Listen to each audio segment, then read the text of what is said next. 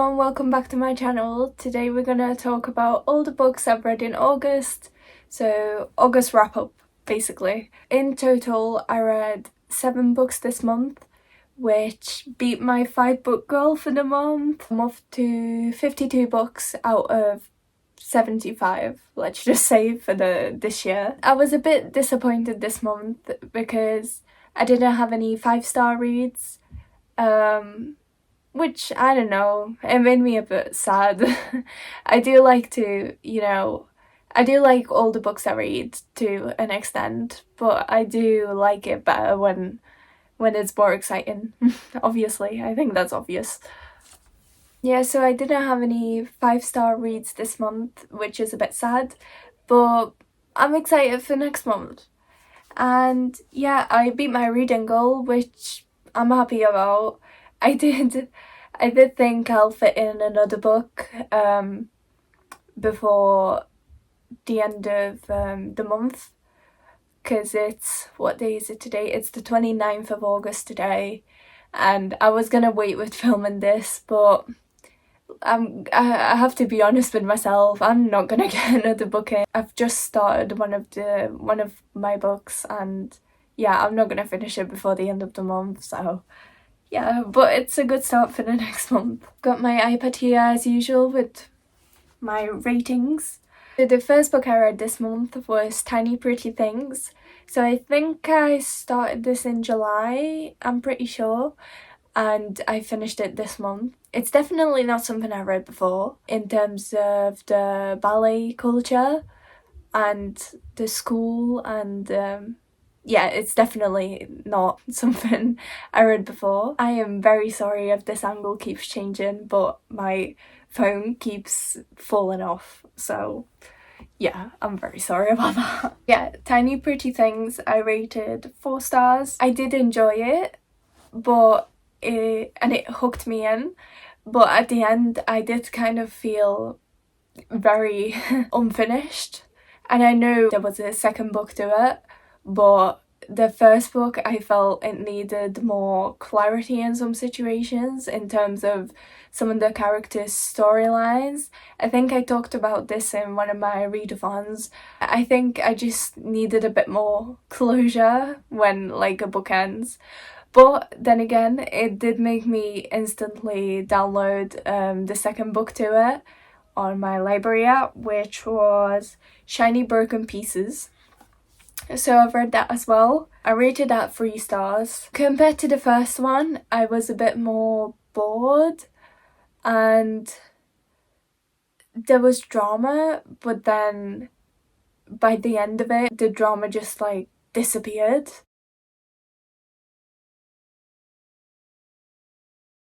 I don't know what to say about that.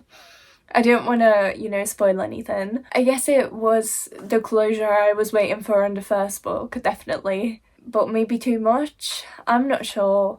I enjoyed it, as I said, 3 stars, but I enjoyed the first one more. The next book I read is The Genius of Women. Oh, okay, it's a longer title, apologies. The Genius of Women, From Overlooked to Changing the World. This was also on my library app. Oh, I actually listened to this as an audiobook, which isn't working for me for non-fiction. I feel like this month, this was the first book I listened to, but the one after this was the same in terms of like a really feminist vibe to it. And I swear I didn't mean to go down that route, but it just happened. Okay, I chose this one, I don't know why, I just chose it and I was like, oh, this sounds good. And it was great. I rated it 4 stars. It was interesting. It had like a lot of information that I was thankful for. It was a good book. It was a bit very, or I don't know how much, feminist. It did have a lot of like feminist views, or not even feminist, just women being, what's the opposite of empowered? The opposite of empowered, like powerless, that's it.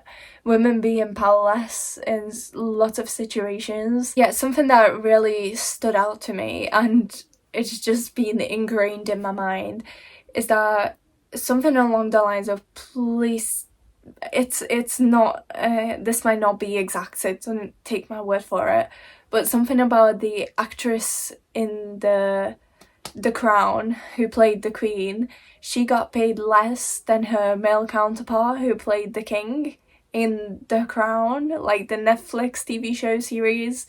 I don't know if it was only on Netflix, but The Crown, right, where it was like about the Queen and she was like the main character, she got paid less than the King. That just, yeah, that just blew my mind. It was it was one of the little things, obviously, in the book. There was a lot of examples like this, and yeah, it just blew my mind a bit. I knew there was a difference still in male and female wages, obviously the gender pay gap. I knew about that, but someone saying it like that, like just straight out, it's like, wow, that's still a thing, like that much. Yeah. The other feminist book I listened to, it wasn't that feminist, but it had feminist elements in it, is We Need to Talk About Money. So I just finished this actually. I'm messing up the order now, but I thought I'd put these two together. So I just finished this, and I originally thought this was like a finance book, and it wasn't. It was actually a Nigerian lady who, the author, who basically talked about her life up until now, and it began with like her parents moving here to the UK and her getting into private school, into like private education, like getting a scholarship and going to Oxford University, and then how after that she kind of got stuck in terms of job opportunities. At first she was talking about being a woman and how that affected her, and then later on it was being a black woman in such a society that we are right now, basically. Again, it just blew my mind. It was interesting to hear from someone whose parents moved here as like immigrants and you're their kids, because I'm like that. Obviously I'm white, so I guess I couldn't relate in that way, but it did give me insightful knowledge into how black women, men even, are used in the media to like promote a brand, and then they just get dropped, which, yeah, sorry, this is all very controversial stuff, I know, but yeah, the book just blew my mind. I did rate this 3 stars because I did find the flow of it a bit slower than I usually like my books. But again, it's like her story, so I can't really put stars on that. It's amazing that she shared it, and all the stuff she talked about is very relevant to anyone, really. So I'm really happy to have read that, to have knowledge of that now. And yeah, I recommend you go and read it. The next book I read is Darker by E.L. James, which was, as I talked about before, it's the 50 Shades books and like the companion novels to it from the male main character's side. This is like the second companion book or something along those lines. And I rated this 2 stars. I'm very sad to say that, but I just got so bored, and I had to push through it, and I was so happy with like the very first 50 Shades book. It was so good. I just enjoyed it so much, and then the books after that, I don't know why, I just couldn't vibe with. And then this is basically a repetition of the first 3 books, but from, the other person's side. And it's just too much repetition for me. And I feel like I'm rereading the first book that I originally didn't like as much. So I read it. I'm very proud to say I have finished it.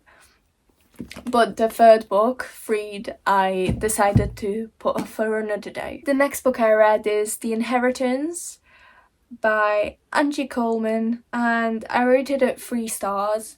So this book, I think this was the last book I read during my 24-hour readathon. I think I talked about it in that video that I enjoyed the fast pace to it, but the main character I really didn't like. I didn't like her attitude. Her attitude was just not there for me, and her just being a bit oblivious to things. I know in some romance novels that is like what's cool, but for me with this one I just didn't like her. 3 stars it was, but it was a quick read and I was very happy to get a quick read in to like boost my motivation to read more books. And the last book I read this month is Lessons in Chemistry by Bonnie Garmis. So this book, it took me longer than I thought it would, but when I sat down to read it, I usually read like a lot of chapters at once. So it wasn't that it was a slow read. It wasn't a slow read. I just needed to take breaks often because it was just heavy stuff. So it's a fast read but heavy. I don't know if that's right, but I enjoyed it. I gave it 4 stars. Again, it didn't quite make it to the 5-star mark for me, but it was interesting. I thought this was gonna be like Love Theoretically, like the Ali Hazelwood books. I thought this one was gonna be like an Ali Hazelwood book, but it wasn't. It was more, would you say, contemporary fiction rather than romance, which was interesting. It's not what I would usually read. Obviously it had like historical elements to it, but at the same time it was, you know, fiction. It's set in like the 1960s, which to me, when I read the back, I was a bit like, oh, I don't usually read, you know, like older stuff, like stuff set in olden days, oh my god, it wasn't that long ago. But you know what I mean. I usually read like newer setting books, but that era just added a whole new twist to it. I wouldn't say twist, but it basically added the whole story. And again, this just fit right in with my non-fiction kind of feminist books. So as I said, it was a very feministic month for me. I've just rambled on and on about things now. I hope you enjoyed this video. I hope I enjoy my books more next month. As I've said, I've read really interesting and meaningful books this month, but nothing really hit the 5-star mark. So I do hope to hit that next month. I hope you enjoyed this video. Give it a like, subscribe, comment down below what you want to see more of, and bye!